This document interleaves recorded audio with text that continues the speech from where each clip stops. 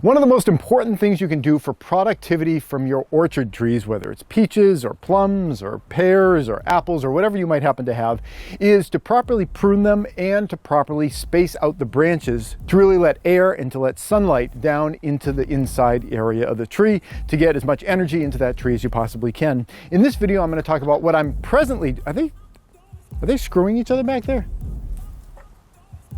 Thought I heard chickens screwing each other behind me. In this video, I'm going to be talking about what I'm presently doing in order to space out my branches in a way that is a lot more stable than what I used to do. Better believe in your mind, 'cause it's everything.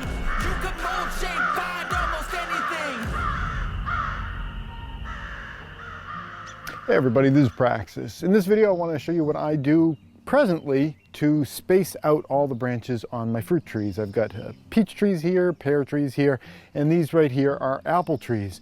In the past, what I had done, and I actually made a video on it because I thought it was kind of clever, is whenever I would trim off branches from whatever tree I was pruning, I would use these branches to be the spacers for kind of splaying out the limbs. Oftentimes there's these little sort of Y splits at the top, and then I would take a knife and I'd kind of cut it down to the bottom. And that worked okay, and I thought it was kind of a clever idea about how to create spacers because you're creating them out of the tree itself.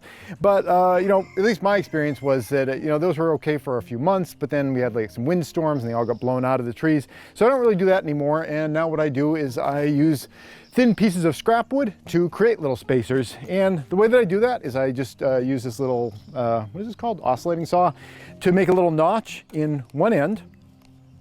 I'll do that now.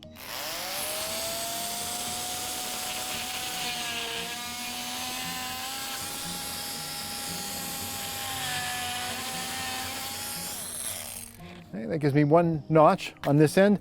And what I'll tend to do is I'll size these for whatever tree I'm working with. If you buy these things commercially, I've never bought them commercially, but I presume they come in different lengths because sometimes you need shorter ones, sometimes you need longer ones. I just make mine custom for whatever application I am working with. What I'm going to be working on right now is this limb right here. Different fruit trees, there's recommendations about different kind of spacings that are ideal in terms of what kind of an angle, space off from the trunk you usually want. Usually they are kind of somewhere around 60 degrees or so, which is, if you think of if the branch is straight up, that's 0 degrees. If it's flat down horizontal, that's 90 degrees. So 60 degrees is kind of like 2/3 of the way down. And this one here, I think I can push down a little bit. This is an awful lot thicker than they really should be when you're doing this kind of process. It's a lot easier to do it when they're thinner, but I was lazy and I didn't do a lot of these trees, so I'm trying to space them out a little bit now. So I'm going to push down on this branch and push up on this branch to kind of spread these guys out. So I'm going to get a rough size here about how far I want this thing pushed down. Right about there. Making a little note on my board. Then using the oscillating saw to do the cut.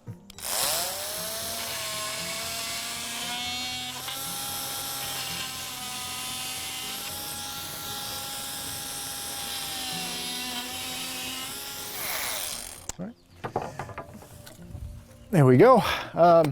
Ideally, these things would be a little bit more rounded, I think, but it's a heck of a lot easier to just cut in from both sides. And I haven't really found there to be any real trouble with, wearing against the trees yet. Although, like most things I do, it's a work in progress. I'm learning as I go. But in the past couple of years that I've been doing this, these seem like they are totally fine. So I'm going to wedge that up there. And there we go. It's a little bit extra spacing. I probably put another like 3, maybe 4 inches of spacing on that thing down there. When I'm putting these on there, I'll usually find that the easiest place to do it is if I can find a place where there's like a branch coming out that I can kind of shove my brace up against, or some kind of imperfection or a little twig coming out of the side of a branch. Otherwise, they can kind of slip out if it's just on smooth wood, so I'll try to locate areas where I can kind of wedge it between a couple branches. But I've been doing these for more than a year, and these things, yeah, they still occasionally fall off of the tree, if we have a really strong windstorm, but they're a heck of a lot better than the earlier version I made out of just like kind of random sticks that I trimmed off. And it's not a big deal to occasionally pick a few up off the ground and kind of actually even reassess where you may want to put them, because at some point when they fall out, that's oftentimes because the branches aren't really trying to spring back together anymore, and the spacer has actually done the job, and maybe it is time to move that to a different place. I hope you found this video helpful, and thanks for watching. Hey YouTube preppers, if you enjoyed this video, here's another that I think you might like. But before you click on it, I wanted to take a moment to thank all the people you see on the right-hand side of your screen. They help to support all the work that I do here over at patreon.com. If you'd like to join them and get your name added to the list, the link's below.